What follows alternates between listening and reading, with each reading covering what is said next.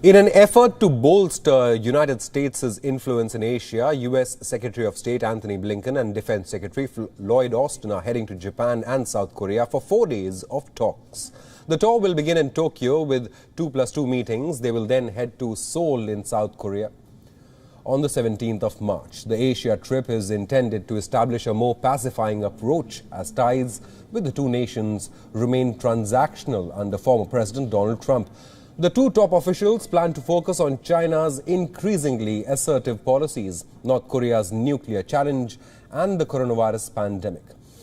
An administration official has said that U.S. officials have tried to reach out to North Korea through multiple channels since last month, since Joe Biden took oath as the president, but Pyongyang has so far ignored all advances made by the Biden administration. Now, this has made consultations with Japan, South Korea and China all the more critical, and also raised questions about how Biden will address mounting tensions with Pyongyang over its nuclear weapons and ballistic missile programs. Meanwhile, the US and South Korean negotiations have overcome years of contentious discussions under Trump. A tentative deal has been reached on paying for American troop presence in South Korea. This agreement will be front and center in Blinken and Austin's meetings. Antony Blinken and Biden's national security advisor Jake Sullivan will be meeting with Chinese officials in Alaska, and that will be on the 18th of March, right after the US officials conclude their trip to Japan and South Korea. Joining us on this broadcast is WION correspondent Grace Lee, and she's joining us live from Tokyo. Grace, how is this visit by senior US officials being seen in Tokyo? Well, Japanese officials here are certainly excited about it. They do have high hopes that through this discussion, they'll get a good grasp of what their future looks like with the U.S. There's a few things that they want to talk about.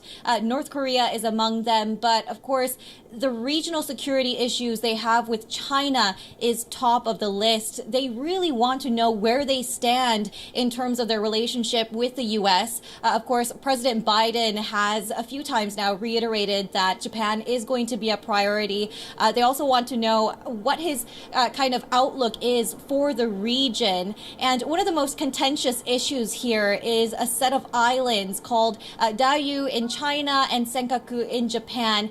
Japan and China both claim these islands, and of course the U.S. has said that it recognizes Japan's claim on it. That's going to be something that they discuss at length here.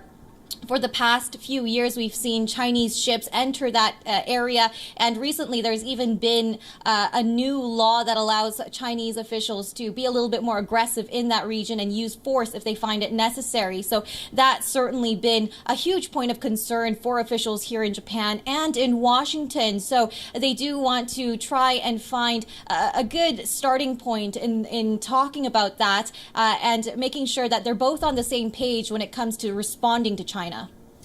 Absolutely, Grace. We mentioned North Korea earlier during our introduction to the story, and I believe North Korea will feature heavily during the visit by U.S. officials to South Korea a little later after the visit to Japan. But like you rightly mentioned, China will feature heavily during the talks between U.S. and Japanese officials. And Biden administration too has taken a very strong stance against China, calling out China against its actions against the Uyghur minorities in Xinjiang, its actions in Hong Kong and Tibet.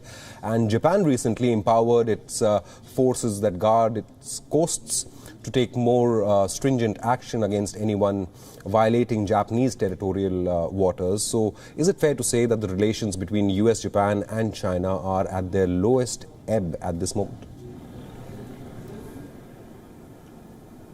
Of course, all of those issues are of huge concern for officials here in Japan, but they've mostly been very careful when talking about the Uyghurs in China or the Hong Kong democracy protests, because Japan does have a very close relationship with China, especially when it comes to trade.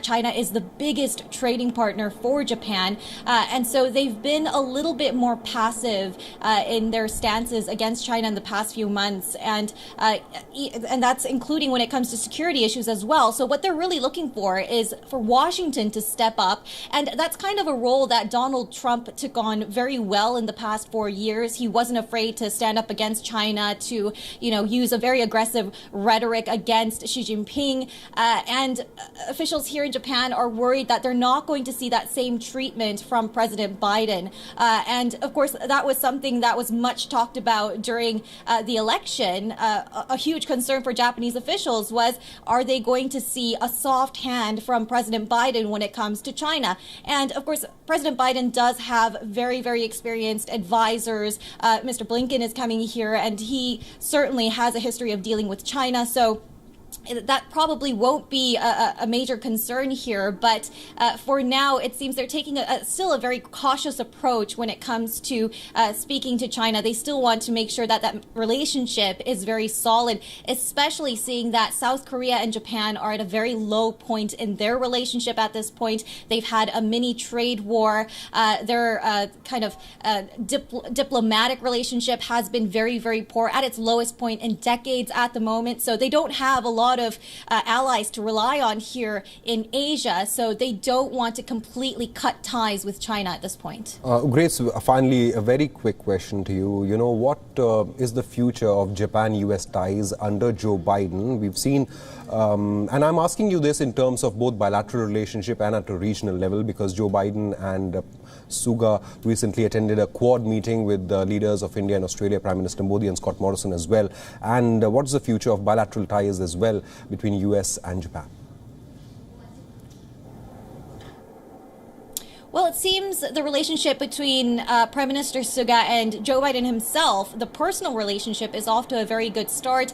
They've had some phone calls up until now where they've addressed each other very informally. And it seems like they are trying to play up that personal relationship. And Mr. Suga does have a trip planned to the U.S. in April. He's going to be one of the first world leaders to be meeting with President Biden. And it's going to be one of his first trips as a prime minister abroad. So it does kind of show the importance, or at least the importance that these two leaders are placing on that relationship. Mr. Biden is going to be looking heavily to Japan to kind of be its anchor point in Asia as they try to figure out how to navigate this region and China's growing influence over it. So in the next few months, we can expect for the relationship between at least those two leaders to develop heavily, and for top officials like the 2+2 meeting that we're seeing tomorrow, that's going to keep happening in the next few months as they try to figure all of that out.